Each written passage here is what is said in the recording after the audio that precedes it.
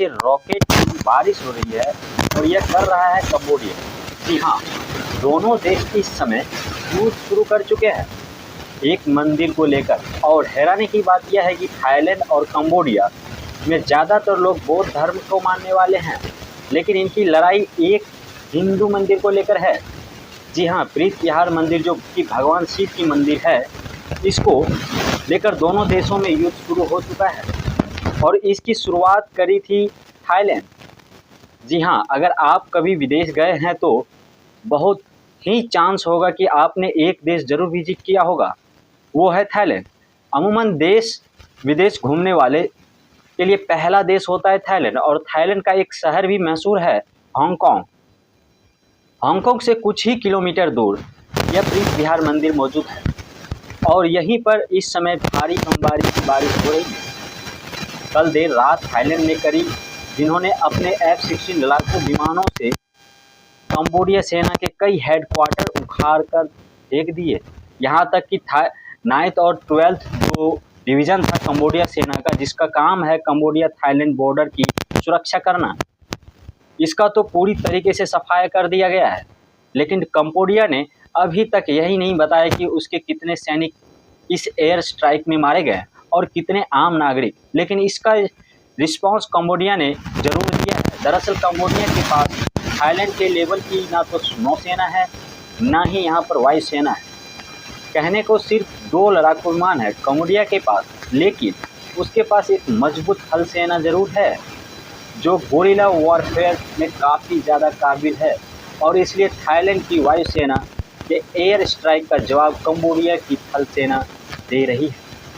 जैसा कि आप स्क्रीन पर देख सकते हैं, कुछ ऐसे नज़ारे इस समय थाईलैंड पर कंबोडिया बॉर्डर पर देखने को मिल रहे हैं। जी हाँ, पर कंबोडिया की सेना लगातार इस प्रकार से रॉकेट लॉन्च कर रही है, लिटरली बारिश हो रही है थाईलैंड के ऊपर इस समय रॉकेट की।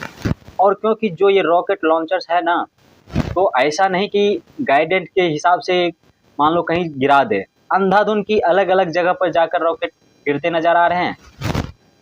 दुश्मन को हर तरीके से नुकसान पहुंचाना, और इसी वजह से जो 12 लोग थाईलैंड में मारे गए हैं वो सारे के सारे नागरिक हैं, क्योंकि ये रॉकेट जाकर गिरे हैं शॉपिंग सेंटर पे, इसके अलावा गांव पे, कस्बों पे, अस्पताल पर, गैस स्टेशन पे, हर जगह जाकर गिर रहे हैं। और इसलिए आम नागरिकों के जान माल की नुकसान ज़्यादा हो रहा है।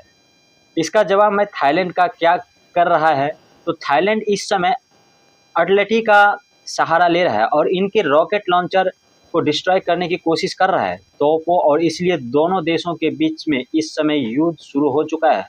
और यह युद्ध अभी खतरनाक रूप ले सकता है, क्योंकि अभी हैंड टू हैंड कॉम्बैट शुरू नहीं हुई, लेकिन अगर वो शुरू हो गई तो आप भारी खून खराबा देखोगे, क्योंकि दोनों थल सेना के मामले में और गोरिल्ला वॉरफेयर के मामले में एक दूसरे से कम नहीं है। लेकिन हाँ, अगर ऐसे ही लड़ाई करते रहे, यानी कि रॉकेट लॉन्चर या फिर उधर से सेलिंग होती रही, एयर स्ट्राइक होती रही, तो इसमें थाईलैंड के सामने नहीं टिक पाएगा कंबोडिया। थाईलैंड बहुत ज़्यादा ताकतवर है।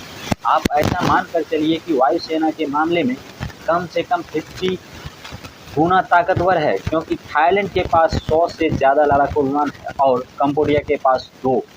इसलिए अगर ऐसे ही युद्ध चलता रहा तो थाईलैंड बहुत हावी हो जाएगी कंबोडिया पे। लेकिन अगर दोनों देशों की थल सेना इन्वॉल्व हो गई तो फिर गोरिल्ला वॉरफेयर होगा और मामला 50-50 हो जाएगा। इसलिए आने वाले 24 से 48 घंटे बहुत क्रूशियल है। बात करें इस पूरे मामले की मूल की, यानी कि किस वजह से युद्ध हुआ है, तो देखिए वो है शिव मंदिर। इस पर डिटेल से वीडियो में आपको बताऊंगा, इसका इतिहास भी। लेकिन फिलहाल के लिए स्टेटस यह जान लीजिए कि मंदिर अंतर्राष्ट्रीय कानूनों के हिसाब से कंबोडिया का है, लेकिन थाईलैंड ने कल देर रात टैंक, आर्म व्हील और सेना की मदद से ईश्वर प्रीत विहार मंदिर पर कब्जा कर लिया है। और फिलहाल थाईलैंड कब्जा करके बैठा है ना सिर्फ मंदिर पर, बल्कि उसके आसपास के इलाके पर भी। और हाँ, इस प्रीत विहार मंदिर को लेकर डिटेल में वीडियो में आपको कल लेके आऊँगा। यह भी बताऊँगा कि कब्जा क्यों चाहते हैं दोनों इस देश के पर, जबकि दोनों देश बौद्ध मानने वाले देश हैं। पीछे रियल इंटेंशन दोनों देशों की क्या है वो भी आपको बताऊंगा। फिलहाल